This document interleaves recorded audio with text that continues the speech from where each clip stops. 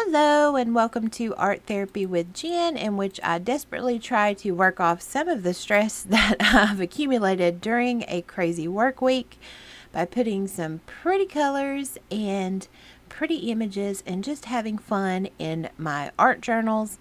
Today I'm doing a magazine collage page, so we're going to be using magazine cutouts, scissors, glue stick, Sharpie, and gel pen. So my favorite. Y'all know if you've been here before, I love magazine cutouts. They're just so fun. I don't sell any of my journal pages or anything like that. So I'm never worried about, what images I use or anything, because I don't profit off these in any way. This is something purely fun for me and therapeutic because Lord knows if I didn't have something to get some of this stress out, it would not be pretty around here. But anyway, I'm starting there by going through my stash, and I had picked out some images that I thought were interesting in color and texture, and I don't really worry about what the image is of, really, like the subject matter. I'm really looking at colors and shapes and textures, and I just want things that flow together and play off each other visually, and that's the fancy way of just saying I go through my stash and go, ooh, that's interesting. Ooh, that's interesting. And then I rip them up and glue them on the page and see how they look. Like I said, we're not serious here. We're having fun and we're making pretty pictures. And, y'all know I like to tell stories with my pictures as well, which we'll get into more of that as we go along. And there we got some asparagus. Oh, yes. I really like that green on that asparagus. And I also try to match up tones of things. So if something's more warm tone, I try to put all warm tone things together and cool tone and things like that. I'm sure there's fancy terms for that, but it's just what my brain says. Yes, Jen, use that. Yes. Oh, goodness. But I tell y'all what, I am really thankful for doing like art journaling and being in this hobby of mine and everything, because it's just such a welcome retreat from things I deal with during the week, and it's just wonderful. If you don't have a hobby like this, I totally recommend one. Not necessarily this, if you're someone that knits, paints, just whatever. I mean, it is invaluable to have something like this. Because, what I deal with during the week, it's been really rough here lately. And this is something that has been just a blessing to me. It's just wonderful. Like, I used to joke when I would put journal videos on my main channel that, I'm really stressed when a bunch of art pages come out.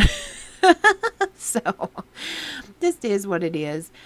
And I didn't have any particular vision for these pages or anything. I never do. I just kind of go with it and see what pops out at me.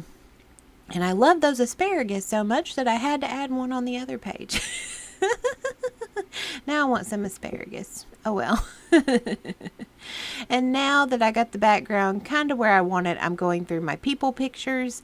I already chose that blonde girl on the left there. I just loved the way she looked. She almost had a futuristic vibe to me, and just really loved it. And then this image that I'm tearing there, I want to think it's from a stage play or an opera or something, but it gave me like almost ritual vibes or like evil overlord vibes with the long robes. And then I found this feller with this camera, and he almost looked vintagey, and he had that same green that was in those asparagus pictures that I really enjoyed. And he has this big camera and this sports jacket on that could totally be from many eras. He looks vintage, but he could be like hipster, you never know nowadays. And it was so fun because this narrative starts coming together in my head. Like I said, y'all know I love making stories, and I had to think about why that was, and because that's just how my mind goes. I'm always like, oh, these things have to fit together. It has to be a story. And I tell y'all what, when I was little, I grew up in the boonies, which I live there now. There's a little bit more here, but not really. And we did not have apps. We did not have, we did have a computer, but it was very rudimentary. And, I think we had a video game console with one game, and we had one TV that pretty much my older brother hogged. So I pretty much had to watch what he watched if I wanted anything. Just real quick there, I'm just taking a gel pen and outlining around the focal images there. So when I was little, my biggest form of entertainment, well, I would say there was two, was reading. I read a lot. And also just, I don't know what you call it, just daydreaming, like lucid daydreaming. And I would write a lot and, all this stuff. But I read so much. I remember in elementary school, we had to have so many points for the year. We had this accelerated reader program. Some of y'all, I don't know if you had that in your schools. And for every point that you read, or every book that you read, you got so many points. And I would always have like 10 or 20 times the points I needed. And then I would be reading extra books on top of what I actually had to read. So I guess that's where this all comes from. But let's talk about the words here, and then I'll get back to my little story. But I chose This Is Real, The Eve of Creation, Between the Lines, The Art of Storytelling, and How Do You Know What Is Not Me? I had to fail to understand. I'm stubborn in that way, but I won't let anything stop me.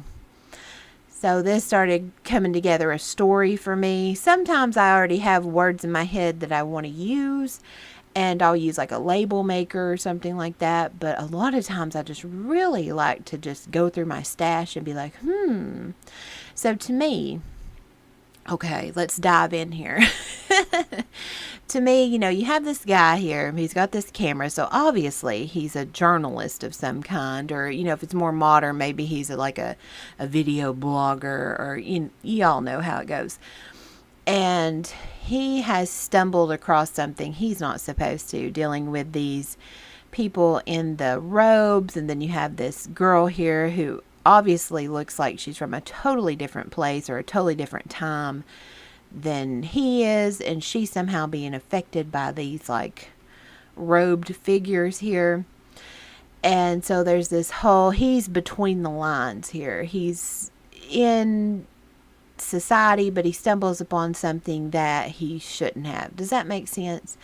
So it's almost like, this urban paranormal fantasy type thing that came in my head, and I really liked it, and I felt that mixed really good with these like almost comic booky pops of color on this page. And I just, there's this whole story that pops out for me, and this is just so much more fun for me than writing these things down. Like I said, when I was little, I used to write all these stories. I wrote all these poems, and I would turn them into these places. And this has really just, I love the more tactile things now.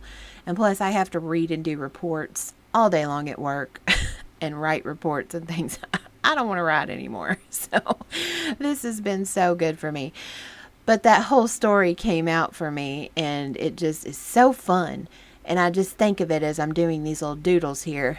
And the black gel pen I'm using is a Zebra Sarasa, which is a very, very fast drying gel. So it's not a good one to use if you're wanting to like put the line down and smudge it like I have on other pages to give like a more distressed smoky effect. But if you're a left-hander and you're wanting to write and not have ink all up on your hand, very good pen. And then here I'm using a Signo or Uniball Signo pen.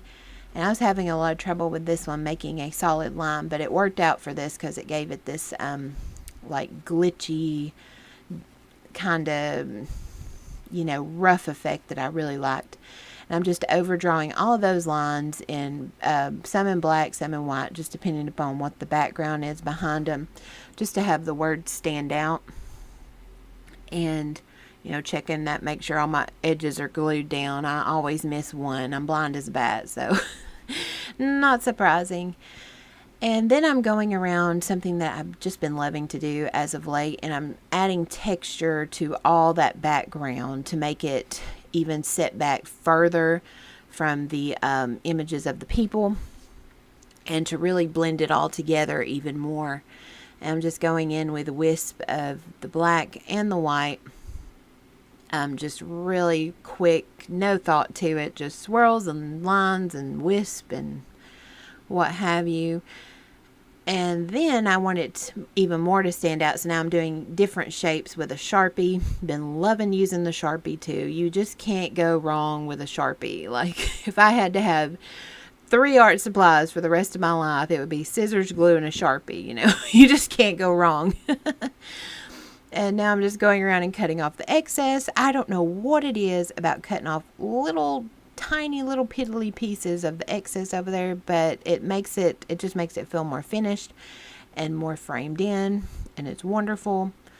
And then I'm just going around and finishing the edges with a Sharpie, and blackening that in between where the spine is, and that also gives it a more finished look. Very easy to do, very quick. And I put a deli sheet under there so I don't put a line on the page behind it. Lesson learned there, because when you have it like that, it kind of pulls in a little bit. And this was one this page I was actually very frustrated with when I was making it, because I could not get it to flow together for me. And I actually made this page over the course of 3 days, and at the end it really came together, and that story came out for me. So I had so much fun. Sometimes you just have to sit down and be like, hey, I'm going to make a page. We're going to see what's going to come out of this, and we going to do it. So, and this makes me want to journal more. That's one thing I love about doing things like this. You can tell you truly love to do something, because when you watch videos of it, like hear me voicing this over, or I love watching other YouTubers journaling, and you can tell they love it and they're not just doing it for profit. It makes me want to go journal some more. So we're going to work out some more stress this weekend. But here's the finished page. Thank y'all so much for watching and listening to me chat. If you would like more little personal chats interjected in, like I did, telling the story of how I was a dorky little book nerd growing up, totally there. But oh my gosh, and this is just, it's reignited that little storyteller in me, and that person that reads. And I don't really have time to read and write anymore, and I'm more of a visual person nowadays, and this just, I love it. I love it. But anyway, thank y'all so much. I hope y'all have a wonderful day.